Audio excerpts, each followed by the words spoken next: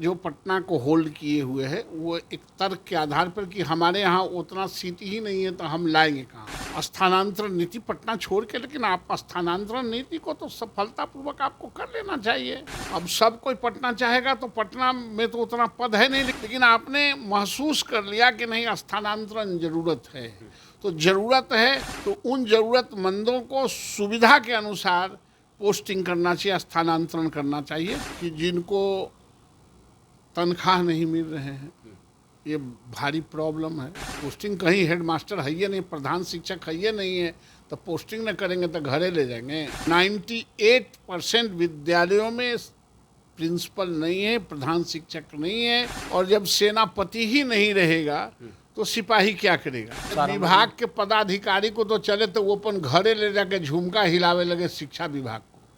विभाग के पदाधिकारी क्या करते? सरकार है यहाँ, सदन है यहाँ, ये किसी के जमींदारी है क्या? शिक्षा विभाग के अधिकारियों के पिताजी के जमींदारी कहाँ है? उनके बच्चे पढ़ते हैं क्या? जिनके बच्चे नहीं पढ़ते हैं वो ज्यादा तामझाम नहीं बतियाएं। नमस्कार, मैं मनीष और आप देख रहे हैं दर्श न्यूज। शिक्षा विभाग ने कहा कि 2 महीने के भीतर 1,70,000 शिक्षकों का ट्रांसफर पोस्टिंग हो जाएगा, लेकिन फिलहाल पटना को होल्ड करके रखा गया है। आरोप भी लग रहे हैं कि कहीं ना कहीं बड़ा भ्रष्टाचार का खेल जो है वो देखने को मिलेगा, क्योंकि TRE 3 में बहुत सारे ऐसे शिक्षक नियुक्त किए गए जहां एक ही विद्यालय में एक विषय के कई शिक्षक हैं। आरोप भी लग रहे हैं। इसी मुद्दे पे बात करेंगे। हमारे साथ मौजूद हैं बीजेपी के MLC नवल किशोर यादव। सर, कैसे देखते हैं सर, किसी विद्यालय में एक विषय के कई शिक्षक और ट्रांसफर पोस्टिंग की बात की जा रही है, लेकिन पटना को होल्ड करके रखा गया है, भ्रष्टाचार का आरोप लग रहा है। नहीं, आरोप तो भ्रष्टाचार का लगता ही है, हम उससे डिनायर नहीं देते हैं, लेकिन पटना के साथ प्रॉब्लम क्या है कि 1,93,000 लोग जो अपने स्थानांतरण के लिए अप्लाई किया है, उसमें 1,32,000 पटना जिला है। 1,32,000 तो यूनिटें नहीं है पटना जिला को, पूरे पटना जिला को 1,32,000, तो 1,32,000 लाए कहाँ? अपना कलेजा पर। जो यूनिट रहेगा उसी के अनुसार आएगा, तो वो तो एक तार्किक बात लगता है कि जो पटना को होल्ड किए हुए है वो एक तर्क के आधार पर कि हमारे यहाँ उतना सीट ही नहीं है तो हम लाएंगे कहाँ से। लेकिन और भी जो काम हैं, स्थानांतरण नीति पटना छोड़ के, लेकिन आप स्थानांतरण नीति को तो सफलतापूर्वक आपको कर लेना चाहिए। अब सब कोई पटना चाहेगा तो पटना में तो उतना पद है नहीं, लेकिन अगल बगल को आप तो चॉइस लिए होंगे, 2-3 चॉइस लेते हैं हमेशा, तो आप एडिशनल चॉइस पर लोगों को कर दें और एक मंसूबा रखें कि हम शिक्षकों के ऐसे जगह पर पोस्टिंग करें जहाँ से आने जाने में उसको सुविधा हो, टेंशन में नहीं रहे। जो शिक्षक टेंशन में रहेगा वो क्लास क्या लेगा, इसलिए टेंशन मुक्त करने के सरकार क्यों स्थानांतरण कर रही है। सरकार तो कहती थी हम स्थानांतरण नहीं करेंगे, लेकिन आपने महसूस कर लिया कि नहीं स्थानांतरण जरूरत है, तो ज़रूरत है तो उन ज़रूरतमंदों को सुविधा के अनुसार पोस्टिंग करना चाहिए, स्थानांतरण करना चाहिए। ये मेरा हमेशा डिमांड रहा है सरकार से, और आज भी है, और इस पे पहल होगी। शिक्षकों का वेतनमान जो है वो अभी तय नहीं हुआ। सक्षमता का परीक्षा हो गया सफल, शिक्षकों का वेतनमान तय नहीं हुआ, वेतन भी समय पे नहीं मिल पा रहा है, इंक्रीमेंट भी नहीं मिल पाया है उन लोग को। शिक्षक काफ़ी परेशान हैं, मानसिक रूप से प्रताड़ित हैं कि हमें सरकार ध्यान नहीं दे रही है, विभाग ध्यान नहीं दे रही है। नहीं, देखिए उसमें 2-3 प्रॉब्लम है। एक तो कि जिनको तनख्वाह नहीं मिल रहे हैं, ये भारी प्रॉब्लम है। पैसा नहीं रहेगा तो कोई कहाँ से रहेगा, स्कूलों में कहाँ से काम करेगा।